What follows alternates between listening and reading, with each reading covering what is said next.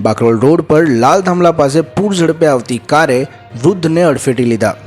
આણંદમાં અકસ્માતોની પરંપરા ચાલુ રહી છે। બુધવારે સાંજના આણંદથી બાકરોલ જવાવાળા માર્ગ પર સાંજના સુમારે કાકા દુકાનેથી લોટ લઈને આવી રહ્યા હતા ત્યારે ગાડી ચાલકે અડફેટી લીધા હતા। કાકા ગિરિરાજના રહેવાસી હતા। ગાડી ચાલક સાહિલ નામનો યુવક હોવાનું જાણવા મળેલ છે। પોલીસ અને એમ્બ્યુલન્સ 108 સેવા પહોંચી ગઈ હતી અને બચાવ કામગીરી શરૂ કરી હતી। હાલ કાકાને હોસ્પિટલમાં સારવાર માટે લઈ જવામાં આવ્યા છે। પોલીસે અકસ્માતના કારણોની તપાસ શરૂ કરી હોવાનું જાણવા મળેલ છે।